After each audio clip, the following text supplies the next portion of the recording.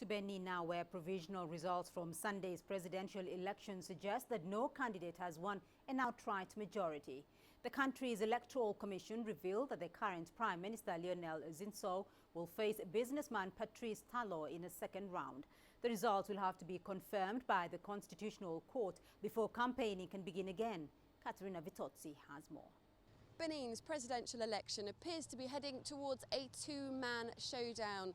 In the early hours of Tuesday morning, the country's electoral commission confirmed that the two highest polling candidates were the current Prime Minister Lionel Zinsou and billionaire businessman Patrice Talon. No one candidate has won an outright majority. The Constitutional Court will have to validate these results before a second round runoff can be confirmed, but a date has already earmarked. That will be the 20th of March. Now let's take a look at those results in some more detail. Lionel Zinsou was the highest polling candidate after Sunday's vote. He achieved 28% of that vote. Patrice Talon, his nearest challenger, with 24%. Now Sébastien Adjavon, another favourite in this race, the man dubbed the King of Chickens, a billionaire businessman, he only very narrowly missed out on being part of that second round runoff. He polled 23% of the vote. Now these three highest polling candidates, well, they really mark a sea change in Benin's political landscape.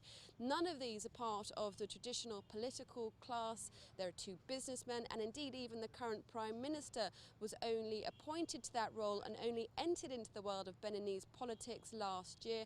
Up until then, Lionel Zinsou was in fact the head of a major European investment fund and was based and living in France. Indeed, the traditional political figures, those of the political old guard, none of them could muster more than 10% of the vote.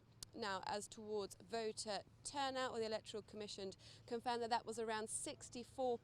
That's well down on the turnout for the last presidential election in 2011. And observers noted that there was a particularly low turnout amongst first-time voters. It's believed that was because of confusion and delays with the distribution of voter ID cards.